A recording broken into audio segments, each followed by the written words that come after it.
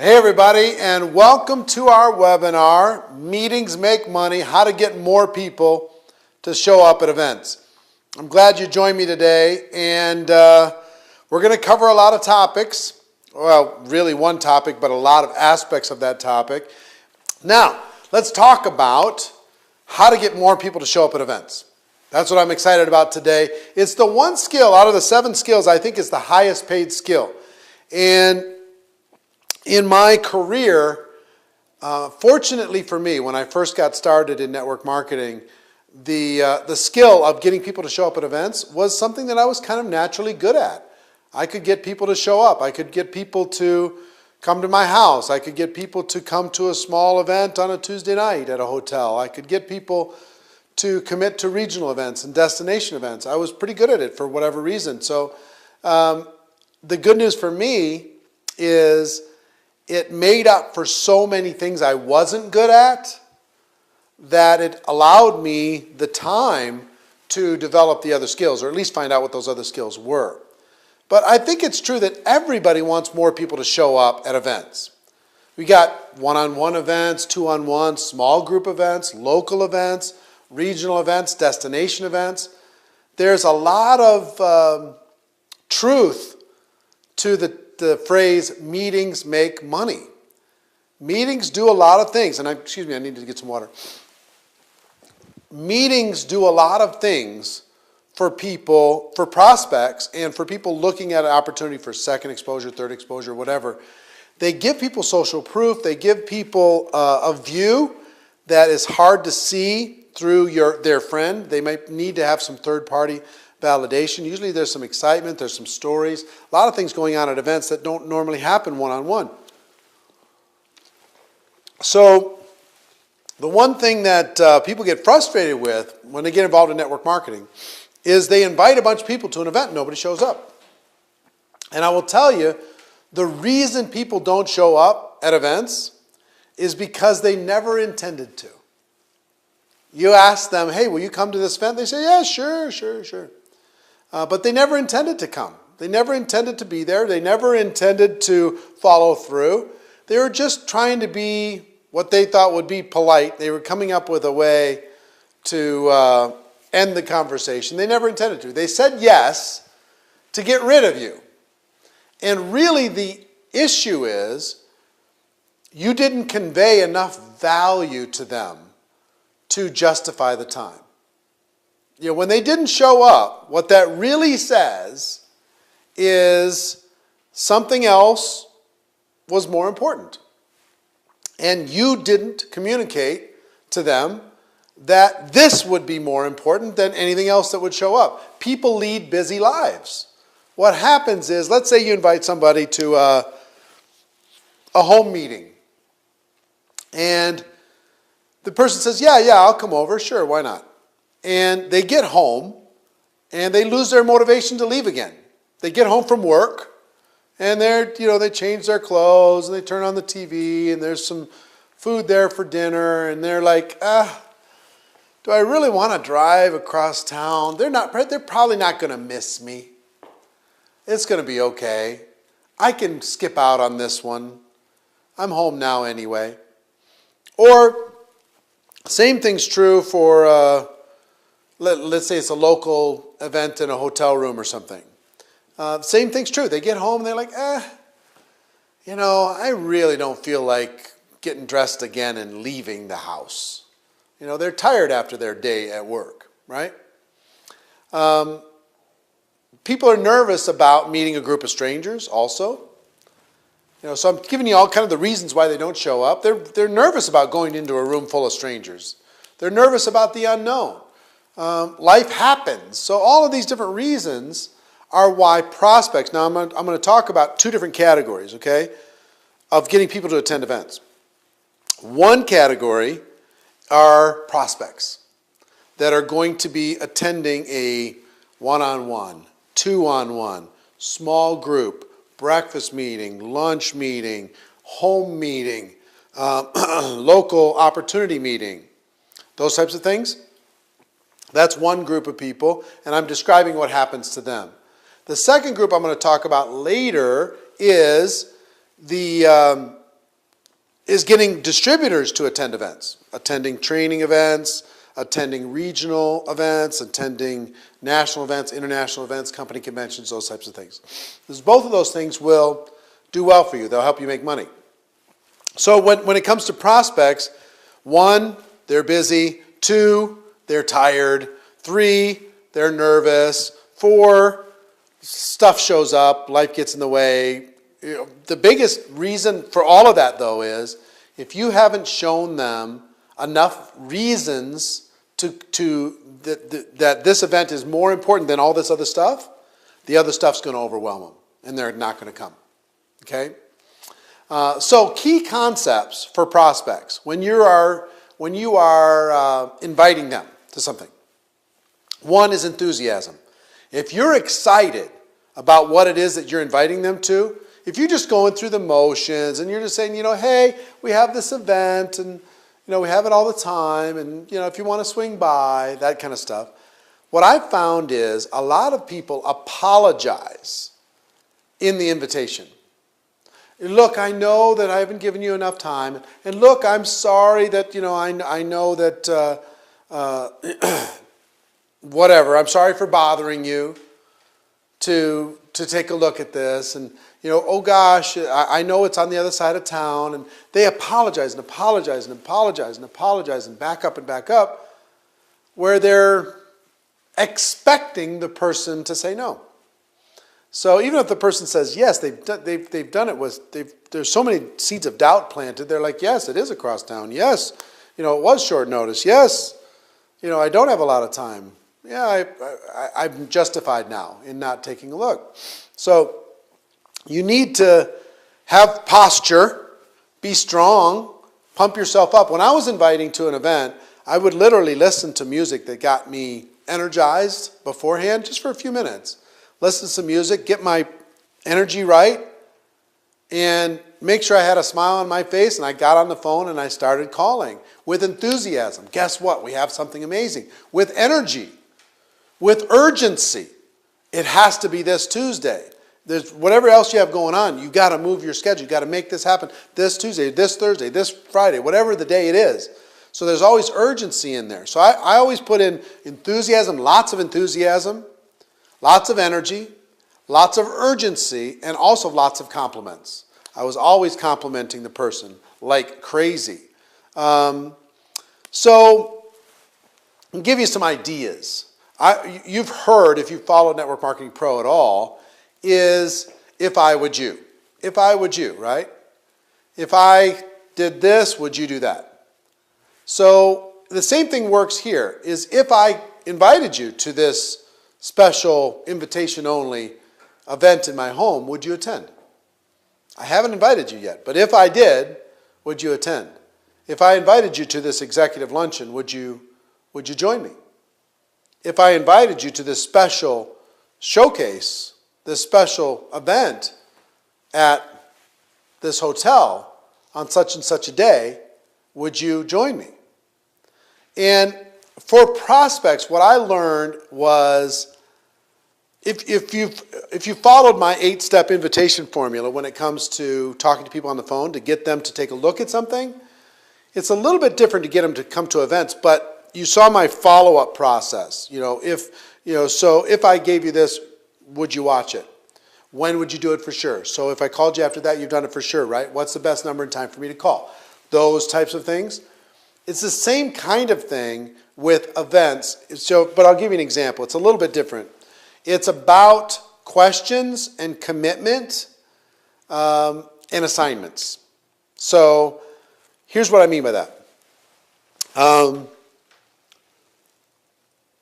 I invite you.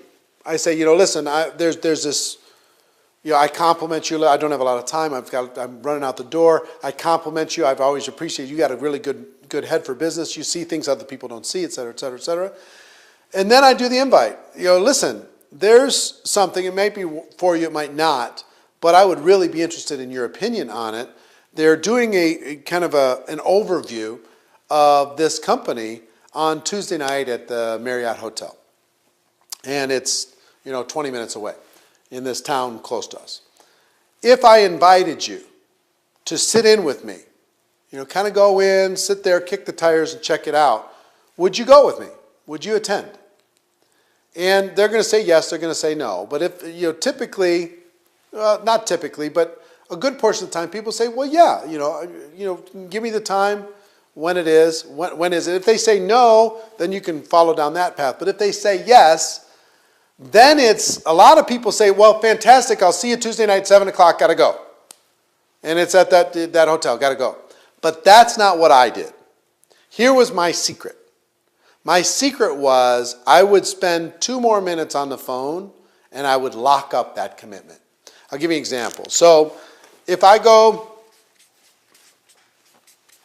invited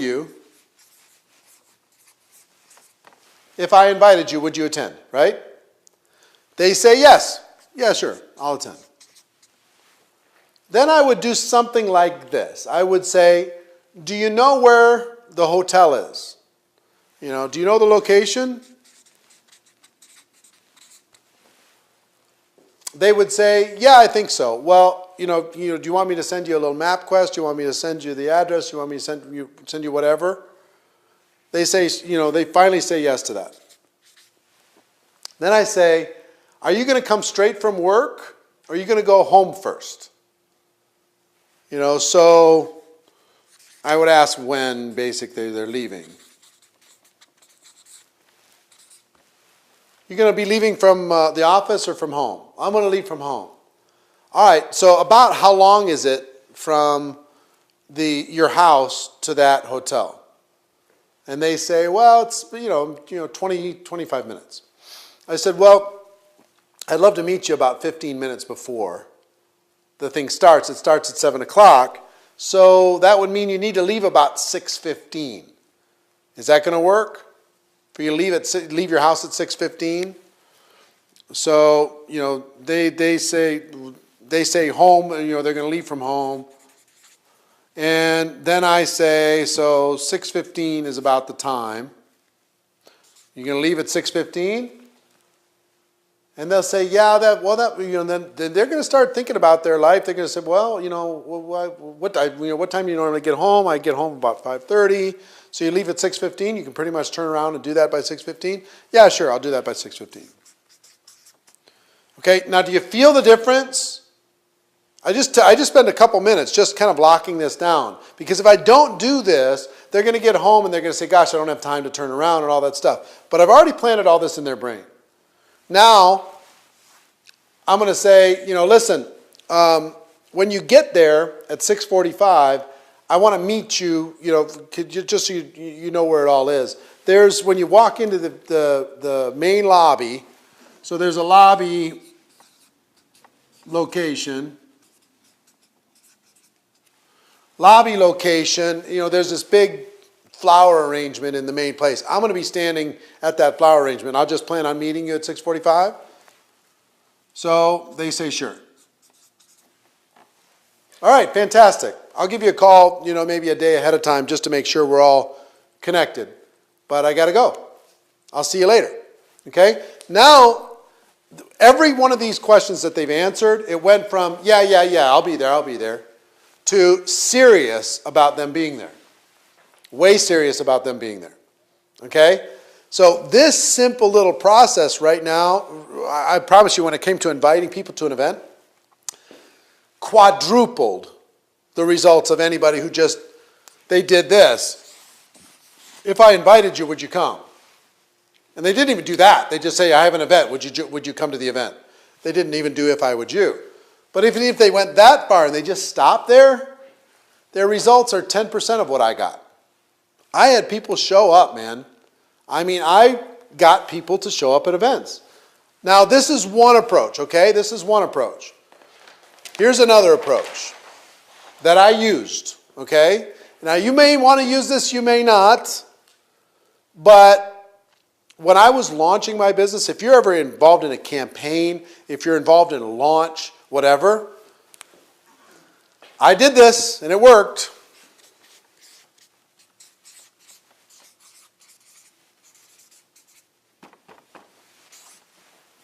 If you love me, say, listen, there's this big regional event. Or I'm hosting my own event for the very first time. I'm nervous. There's this big event, and you know, I would really appreciate your support. So to my family, if you love me, you'll come. I'm doing a home meeting in my house. I don't care if you sign. I don't care if you join. I don't care if you become a customer. It doesn't matter to me. But what I do care about is that you support me. You know, so if I invited you to my house, will you just come sit there, nod your head, poke the person next to you and say, boy, isn't he something? Would you do that, please, for me? Would you give 1 hour of your life for me? Because I'd give it for you. Right? And I did this with my family. I did this with my friends. There was an event probably, I'm guessing maybe 60 days into my network marketing career. And somebody said, whoever brings the most people to this event is going to win. And they were going to have some prize for whoever brought the most guests. So I'm like, all right, I'm going to go after this. And I went crazy. I called every family member. I said, if you love me, you'll be there. I called every single friend. I said, if you're my friend, you'll be there. I called every prospect I could think of. And I said, you got to be there. And I also told all of these groups that, listen, this is a once-ever event. The company's vice president is coming into town, and it may never happen again in the history of Minnesota, okay? So if you know some people that might like what you're about to see at this event, you should bring them along. If you got a list of 3, 4, 5 people that if you decided to do something, those would be the 3, 4, 5 you'd call them now and have them come kick the tires with you at the same time.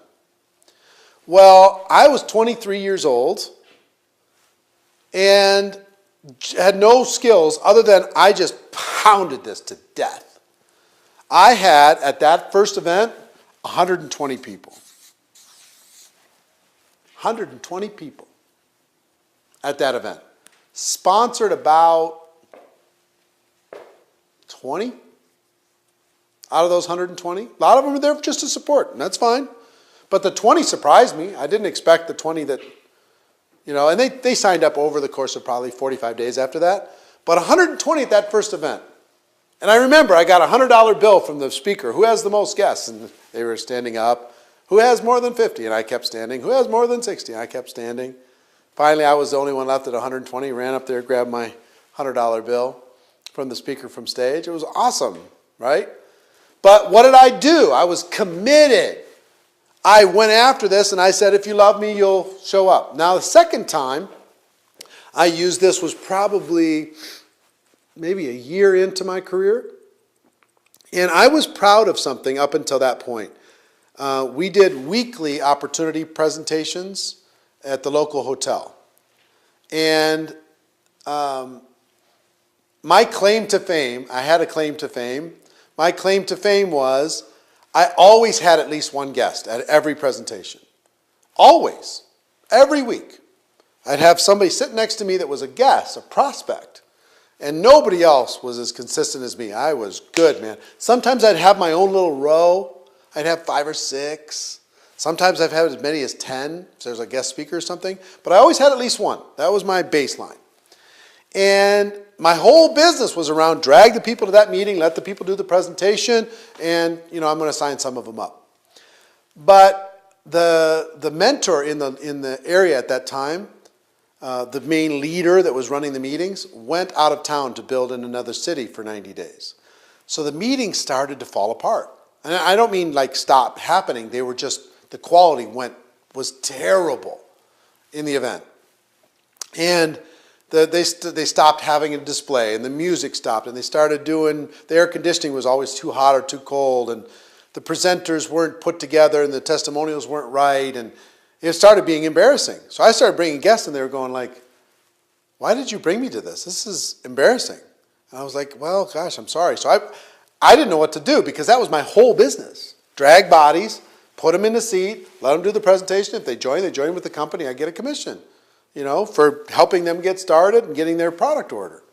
So I went to the little committee, and there was a committee that ran the meeting. And I said, this will all make sense to you in a second. Okay, I'm going to get back to this. But I went to the committee and said, guys, can we, they were like, kid, please, give us We got this. It's fine. It's fine. So I didn't know what to do, and I didn't have any money. So I decided that I was going to do my own event. They were doing theirs on Tuesdays. I was going to do it on a Thursday. And I went to the Embassy Suites, the airport Embassy Suites in Minneapolis, and I booked a room that could hold about 200 people. And it cost me $200 to book this room of money I did not have. I was borrowing my rent money, basically, in order to be able to rent the room. Okay? So I rent the room. Now, step one, I have to do all the things that I was complaining about. I've got to make sure the name tags are there, and I've got to make sure the mixtape and all that stuff is done for the music, and somebody's got to take care of the air conditioning, the display's got to be set up, and you got to have the little info packets for the guests, and you got to have a nice registration table, and all the stuff. So I do that, but that's the easy part. Guess what the hard part was? I can't just be sitting in that room that holds 200 people with me and one other person. I used to be proud of that just a week ago. Now, to not be embarrassed, to make sure I cover my costs and I'm figure out a way to be successful, I've got to put people in the room. So guess what I did? I did this. This was a year after being involved. I called all my family and said, if you love me, you'll be there. If I called my friends, if you love me, you'll be there. I called all the prospects I could get. And I never, ever had more than 8 or 9 people that I'd ever had in an event after that initial burst. I'm talking about the weekly events. Never. I was always like 1 or 2 or 3, right? Well, 10 days after I decided to do this, I made all these calls. My very first event had about 50 people in it. Very first one. Why? If you love me, you'll be there. Just be there. Just say, oh my gosh, this is so amazing. Just nod your head and clap and laugh at the jokes and tell people that you're sitting next to that, boy, this is awesome. And guess what? Again, I sponsored a bunch of people, and my meetings went from 50 to 70 to 100, and then I started, and I took over the other meeting that was happening on Tuesday night because everybody heard what was going on. I started taking over the training. I will tell you, that little moment there with this approach changed my whole career. If I didn't do that, I don't know if I'd still be here today. If I didn't really go all out in order to be able to make that happen. Okay, so that's number 2. Number 3, when it comes to like home meetings, some of you promote towards home meetings. I'll do the same thing as this as far as details. Do you know where the house is? How long would it take for you to get there? Are you coming from home? Are you coming from work? All that kind of stuff. But on top of that, I'll ask, can you bring some ice? Why? I'm giving them an assignment. I'm making them part of the process. I'm involving them on top of asking the family, can you bring some chips? That kind of stuff. Will you pick up some chips on the way? Could you be there 15 minutes early? I'd appreciate it. Can you get some paper plates? Would you bring a bag of ice? I'd really, really appreciate that. So now first of all, it makes the meeting really, really good because you invite 10 people and, one's bringing cookies, one's bringing ice, one's bringing, some drinks, one's bringing whatever it is. You know what I mean? So you got a buffet basically from the people who are bringing little snacks, and everybody's kind of part of the process. It gives them a little ownership in the process. Okay? You don't really need to do these types of things for a one-on-one or two-on-one. But I've found for group meetings, whether it's at a restaurant or a home or whatever, anytime you can add, in addition to detail, the key concept here is detail. Get detail, get specifics. And here, the key concept is assignments.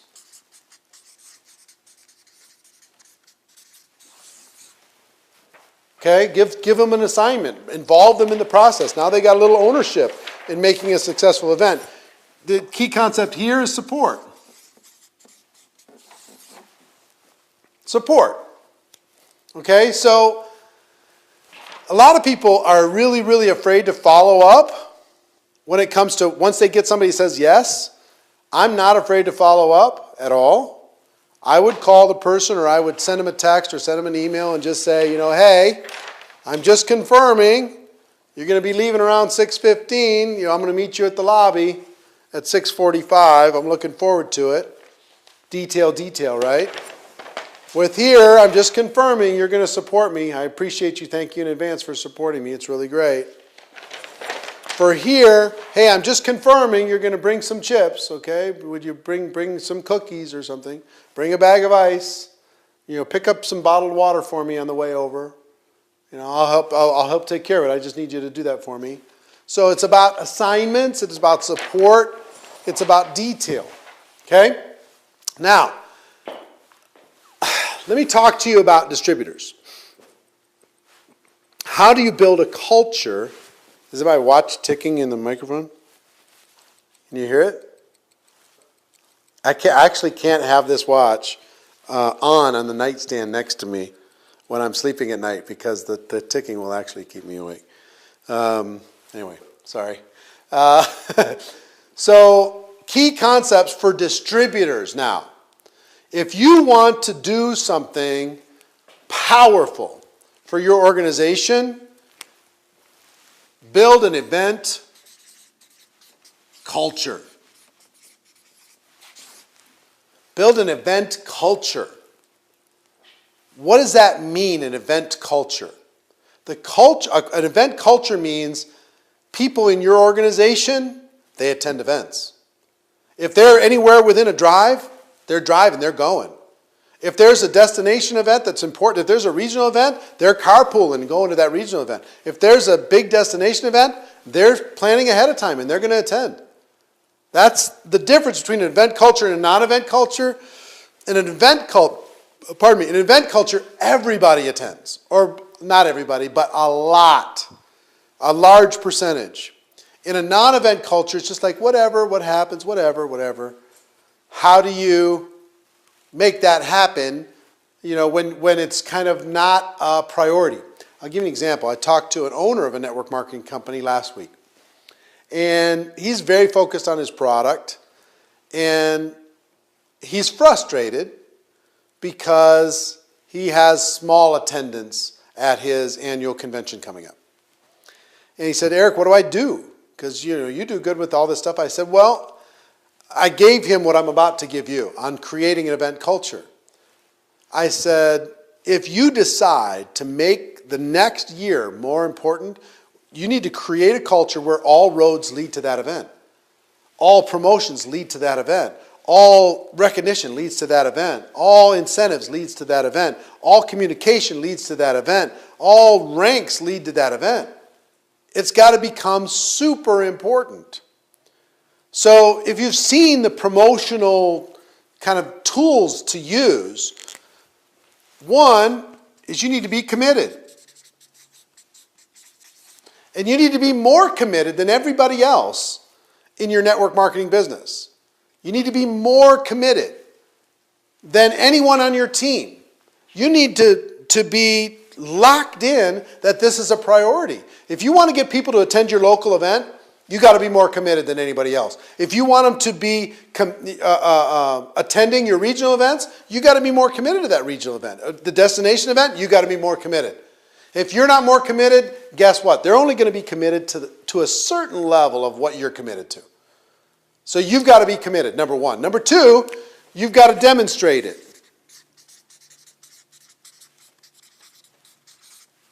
You've got to demonstrate that commitment. How do you demonstrate that commitment? You've got more guests at those events with you. You've got more people on your team with you. You're registered early. You show them your airline tickets. You show them that you got your hotel reservations. You show them a copy of your ticket. You've got to demonstrate that your commitment isn't just talk, that you're making it happen.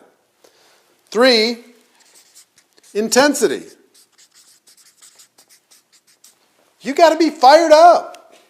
You got to be in their face saying, this is so important. We're going to change our lives. We're going to make everything happen. This is important, is what the intensity says. You got to have a laser focus. If this is important, it's either important or it isn't. And your focus on the importance of this event is either going to build a culture one way or the other. You're building a culture one way or the other. You're either building a culture on non-event strategies or you're building a culture around events. And meetings make money. 5 is repetition. You've got to pound it and pound it and pound it and tell people again and again and again. Here's why it's important. Here's what's going on. Here's why it's important. Right? There's got to be a verbal commercial. That sounds weird, right? Verbal commercial. Here's what that means. When people say, well, why should we attend that event? Everybody starts saying the same thing.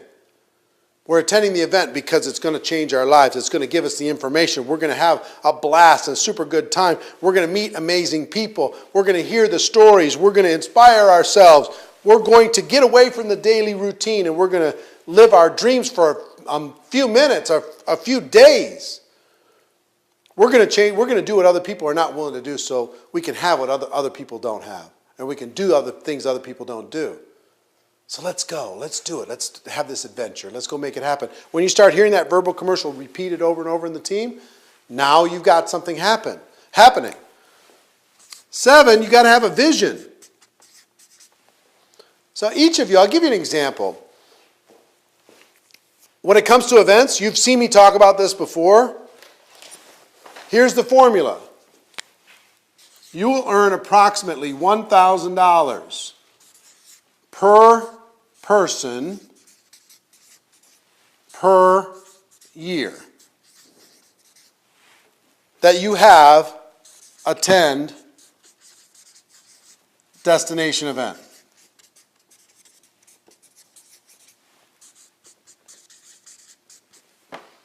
$1,000 per person per year that you have attended a destination event. So if you the easiest formula I know to make $100,000 a year in network marketing is move heaven and earth and get 100 people to attend your company convention.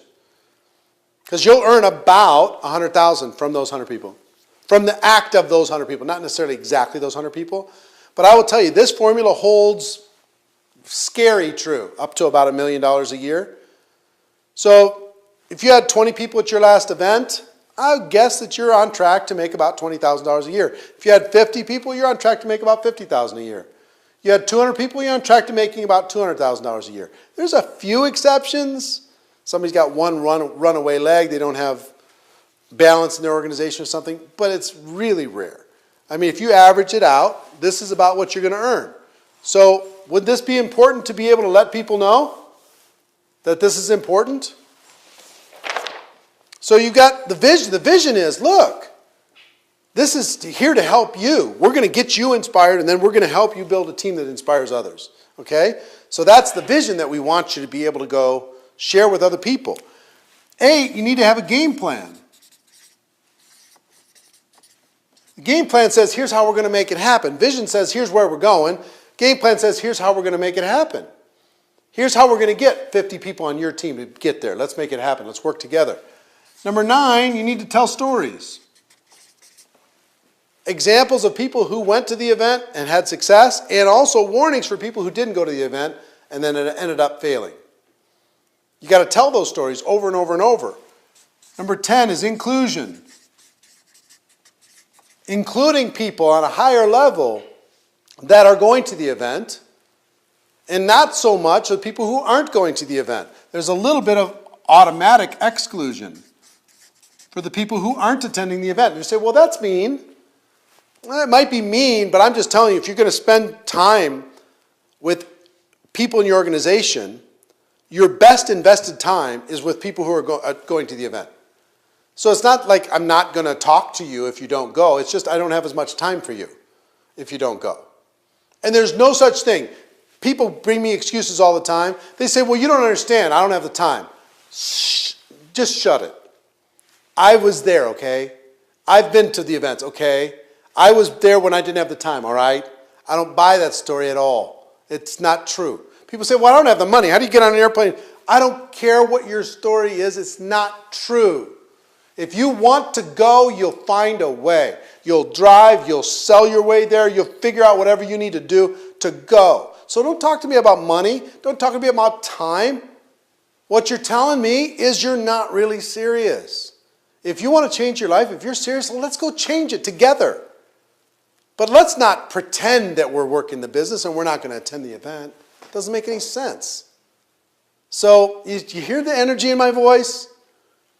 If we're working together, I promise you we're going to that event together. We're going to have a blast together. I promise.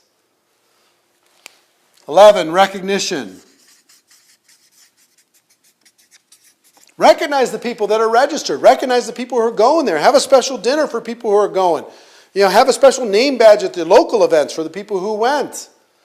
Create some peer pressure.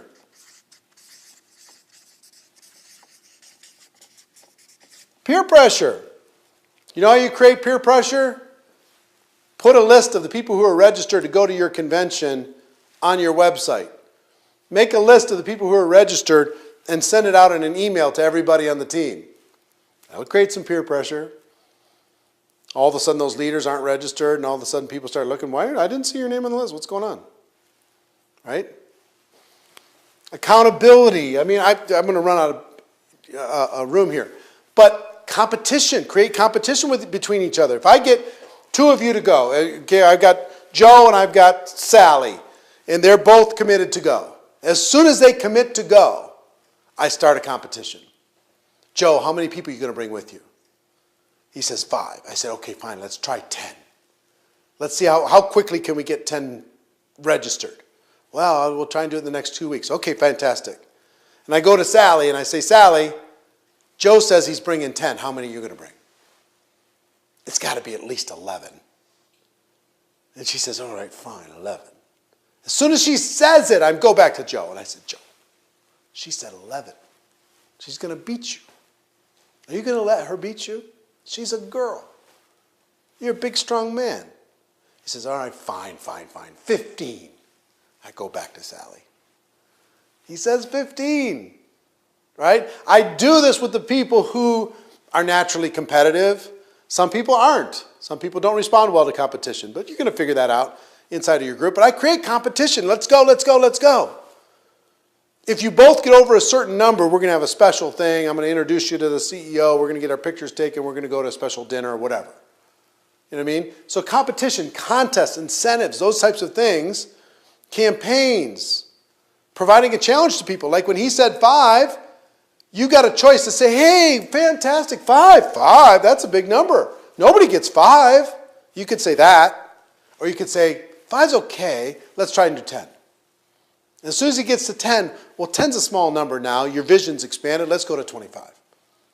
And push and push and push. Set assignments. Set expectations. You want to get more people to attend your company events, local, regional, national. Distributors, it's this stuff. It's this stuff. If you want to get your prospects to attend and take a look at what you have, it's detail, it's support, and it's assignments. Okay? So if you're inviting prospects to home meetings and small group meetings, use those first 3. If you're inviting prospects and distributors to local opportunity meetings, you're going to use the first 3 for prospects, and you're going to use the culture for distributors. If you make it a priority for people to attend your local opportunity meetings for your distributors, people say, well, I've seen it already. I don't have any guests going. Why should I go? It doesn't make any sense. I promise you, there are great, great organizations around the world that have an event culture that people attend. It's just part of the deal. If you're inviting prospects and distributors to regional conferences, you got the first 3 things for your prospects, and you got everything else for your distributors. If you're inviting them to destination events, you got to build this culture, right? The real thing here is this. Creating an event culture is a decision. It's a decision. You've got to decide that this is important. 1, it starts with you. It starts with you. If you'll start here being more committed than anybody else, you'll figure out the rest of this stuff. But you got to decide that events, that meetings make money is real. You've got to decide that you're going to make this happen. Okay? Number 2, Get your core team solid with the same thing. And number 3, teach your people to do the same thing. So for an event culture, it's you teach to teach. That's what it takes. That's what it takes. So I believe that there's a couple things about the 7 skills. One is the gateway skill to network marketing that you can't go anywhere with until you figure that out is the invitation. You got to invite people to take a look at what you have. The highest paid skill is events. Getting people to attend events, putting butts in seats, being a promoter, not just an inviter. Not just, there's announcers that just announce, hey, there's an event next August. There's inviters, hey, you should come attend the event next August. And then there's promoters that do this every moment of every day until August happens. That just pound on it and pound on it and pound on it and pound on it. Now, I hope you got value from that. It's some of the best I've got on the topic, and it's a great topic. It's one that I really, really love. Ladies and gentlemen, my wish for all of you is that you decide to become a network marketing professional. You decide to go pro, because it is a stone cold fact that we have a better way. Now let's go tell the world. Everybody have a great day, and I'll see you next time. Take care. Bye-bye.